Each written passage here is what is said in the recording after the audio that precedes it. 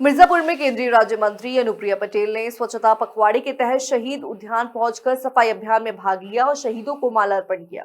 GST reform 2.2 के तहत ये बचत उत्सव की पदयात्रा में शामिल होकर दुकानदारों से संवाद करते हुए उन्होंने कहा कि ये रिफॉर्म देश की अर्थव्यवस्था को नई ऊंचाई देने वाला है। प्रेस वार्ता में उन्होंने विपक्ष पर निशाना साधते हुए कहा कि जीएसटी के पहले ही दिन ऑटोमोबाइल सेक्टर में 50,000 गाड़ियों की बिक्री से साबित कर दिया कि भारत की इकोनॉमी डेड नहीं है बल्कि तेजी से उड़ान भर रही है। मिर्जापुर और भदोही की कालीन उद्योग पर लगे अमेरिकी टैरिफ को लेकर उन्होंने नियंत्रकों को भरोसा दिलाया कि सरकार जल्द राहत देगी। इसी के साथ ही स्वास्थ्य और जीवन बीमा पर लगाए गए 18% टैक्स को हटाने की जानकारी देते हुए आम लोगों को बीमा कराने की अपील की गई है। अभी प्रिंट और इलेक्ट्रॉनिक मीडिया से आए हुए मेरे भाइयों को हम सब की ओर से, पूरे एनडीए गठबंधन के साथियों की ओर से सादर नमस्कार।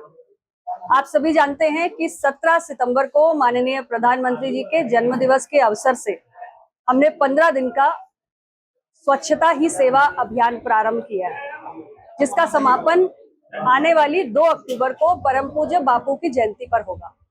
और आज 25 सितंबर को हमने स्वच्छता के लिए श्रमदान की पूरे देश में एक राष्ट्रव्यापी मुहिम चलाई और स्वच्छता श्रमदान के लिए 1 दिन 1 घंटा 1 साल इस मंत्र के साथ हम सभी भारतीय जनता पार्टी के अपना दल के सभी कार्यकर्ता यहाँ जनपद मिर्जापुर में एकत्रित हुए और शहीद उद्यान में हम सभी ने सामूहिक रूप से श्रमदान किया है।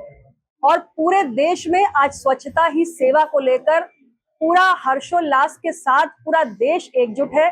स्वच्छता आज देश में जन आंदोलन बन चुकी है और करोड़ों देशवासी इसमें बढ़ चढ़ के हिस्सा ले रहे हैं।